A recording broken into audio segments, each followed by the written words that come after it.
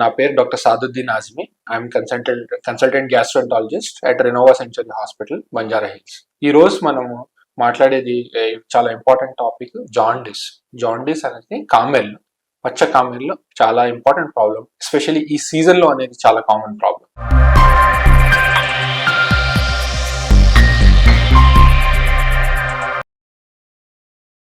Jaundice are కామెర్లు కానీ ఇది 6 టైప్స్ ఉంటుందండి, 6 రకంగా ఉంటుంది. సో దాంట్లో first 2 types food or water లో స్ప్రెడ్ అయ్యే జాండిస్ ఉంటుంది. ఇంకా 2 జాండిస్ బ్లడ్ లో ఇన్ఫెక్షన్ వస్తే జాండిస్ ఉంటుంది.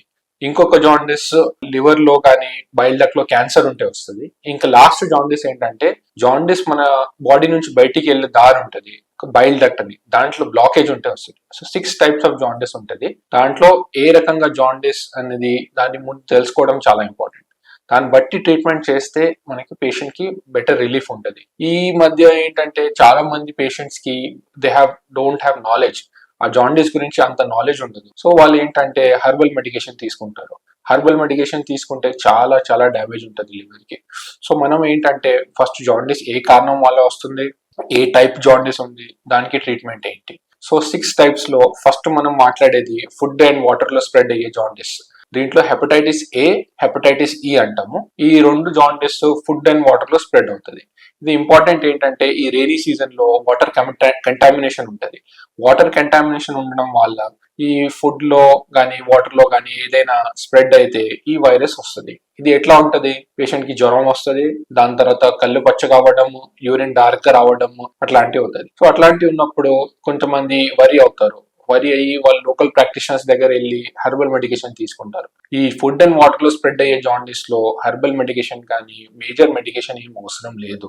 జస్ట్ పేషెంట్ కి రెస్ట్ ఇవ్వాలి, డయాగ్నోసిస్ కరెక్ట్ గా చేయాలి, కొంచెం మెడిసిన్స్, ఫ్లూయిడ్స్, డైట్ రెస్ట్రిక్షన్ అంటే డైట్ లో ఆయిల్ తక్కువ తినాలి, కారం తక్కువ తినాలి, నాన్ వెజ్ తినకూడదు. ఒక 1-2 వీక్స్ లో ఆ జాండిస్ స్పాంటేనియస్ గా అట్లనే తగ్గిపోతుంది. దీంట్లో మనం ఇది చేయకుండా మనం ఆల్టర్నేట్ మెడిసిన్ కానీ చెట్ల మందులు కానీ అట్లాంటివి తీసుకున్నాం అనుకోండి, ఇది ఇంకా డిలే అవుతుంది. డయాగ్నోసిస్ లో కూడా డిలే అవుతుంది, ట్రీట్మెంట్ కూడా డిలే అయిపోయి పేషెంట్ ఇంకా డ్యామేజ్ అవుతుంది.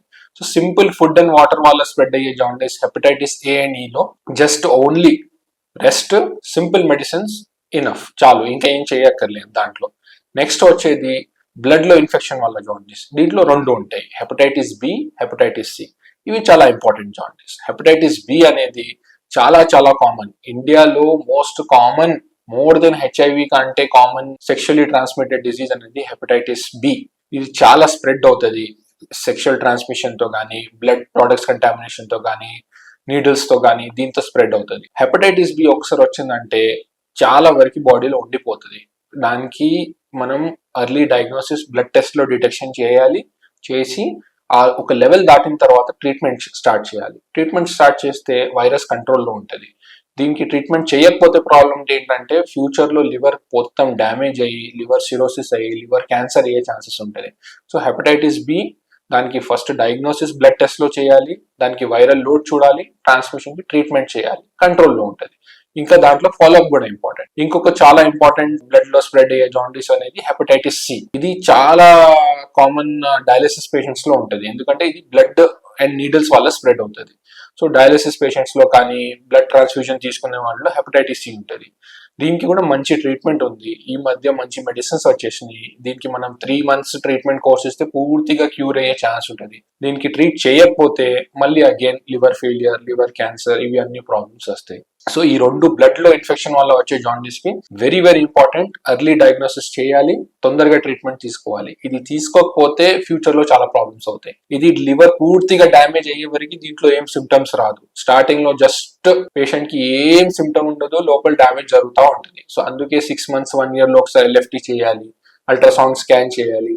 చేస్తే మనకి ప్రాబ్లం ఏంటి తెలుస్తుంది. దాన్ని బట్టి నెక్స్ట్ మనం ఫ్యూచర్ గా ప్లాన్ చేయొచ్చు. దీనికి లేట్ గా డయాగ్నోసిస్ చేస్తే లివర్ డ్యామేజ్ అయ్యే ఛాన్స్, అప్పుడు లివర్ ట్రాన్స్ప్లాంట్ తప్ప వేరే ఆప్షన్ ఉండదు. లివర్ ట్రాన్స్ప్లాంట్ చాలా మంది అఫోర్డ్ చేయలేకపోతున్నారు, అప్పుడు పేషెంట్ కి ప్రాబ్లం అవుతుంది. సో అందుకే స్క్రీనింగ్ ఇస్ వెరీ ఇంపార్టెంట్. ఎవరు హై రిస్క్ పాపులేషన్ ఉన్నారు అంటే, ఎవరు హాస్పిటల్లో పనిచేస్తారో, ఎవరికి బ్లడ్ ప్రొడక్ట్స్ కి ఎక్స్పోజర్ ఉంది, ఇట్లాంటి మనిషి ఏంటంటే రెగ్యులర్లీ 6 months కి 1 year కి ఒకసారి, సంవత్సరంలో ఒకసారి అయినా minimum ultrasound scan, LFT test చేసుకోవాలి. అది చేస్తేనే మనకి తెలుస్తుంది లోపల ఏంటి ప్రాబ్లం ఉందా లేదా. ప్రాబ్లం ఉంటే దానికి వెంటనే ట్రీట్మెంట్ స్టార్ట్ చేస్తే ఫ్యూచర్ లో ప్రాబ్లం, దానికి డిలే చేసామనుకోండి ఒక 10-15 years తర్వాత మొత్తం లివర్ డ్యామేజ్ అయ్యి పేషెంట్స్ మొత్తం ఆల్మోస్ట్ లాస్ట్ స్టేజ్ లో వస్తారు.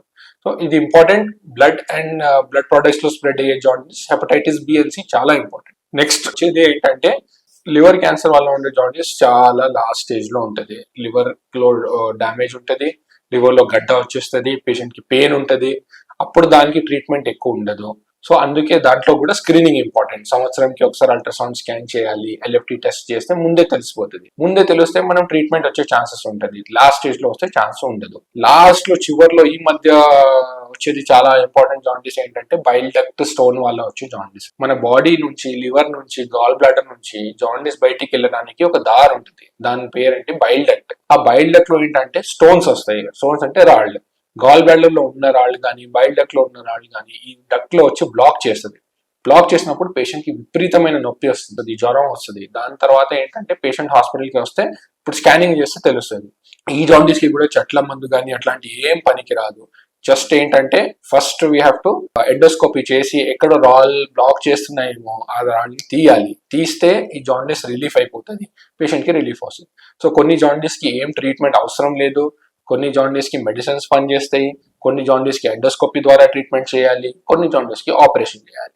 సో డెఫినెట్ గా జాండీస్ ఏ రకంగా ఉంది తెలుసుకోవాలి, దాన్ని బట్టి నెక్స్ట్ డెసిషన్ తీసుకోవాలి. వితౌట్ డయాగ్నోసిస్ జస్ట్ కళ్ళు పచ్చగా ఉన్నాయని ఏదో ఒక డాక్టర్ దగ్గర వెళ్ళి లోకల్ మెడిసిన్స్ తీసుకుంటే లివర్ కి డ్యామేజ్ అయ్యే ఛాన్స్ ఉంటుంది. సో ఇంపార్టెంట్ మనం నేర్చుకునేది పాయింట్స్ ఏంటంటే జాండీస్ ఏదైనా కనిపిస్తే ఫస్ట్ రిజిస్టర్డ్ డాక్టర్ దగ్గర, గ్యాస్ట్రెంటాలజిస్ట్ దగ్గర వెళ్ళాలి, డయాగ్నోసిస్ చేసుకోవాలి, దాన్ని బట్టి ట్రీట్మెంట్ తీసుకోవాలి. కొన్ని ప్రికాషన్స్ ఉంటాయి. ఈ సీజన్ రైనీ సీజన్ లో food and water contamination jaundice ఉంటుంది. సో దాంట్లో ఏంటంటే ఫుడ్ కి, వాటర్ కి చాలా కేర్ఫుల్ గా ఉండాలి. వాటర్ బాయిల్ చేసుకోవాలి, లేకుంటే మినరల్ వాటర్ యూజ్ చేసుకోవాలి. దాని తర్వాత ఫుడ్ కూడా చాలా స్టోరేజ్ ఎక్కువ లేకుండా ఫ్రెష్ గా తినాలి. ఫుడ్ ని ఓవర్ హీటింగ్ చేయకూడదు. సో ఇట్లాంటి ప్రికాషన్స్ తీసుకుంటే మనకి లోకల్ ఫుడ్ లో కానీ వాటర్ లో స్ప్రెడ్ అయ్యే జాండీస్ కూడా తగ్గుతుంది. సో దీన్ని బట్టి కొన్ని ప్రికాషన్స్ తీసుకొని, కరెక్ట్ డయాగ్నోసిస్ తీసుకొని, కరెక్ట్ ట్రీట్మెంట్ చేసుకుంటే పేషెంట్స్ కి ఈజీగా బెనిఫిట్ ఉంటుంది. లేకుంటే సింపుల్ ప్రాబ్లమ్ కి ఫ్యూచర్ లో కాంప్లికేషన్స్ వస్తాయి.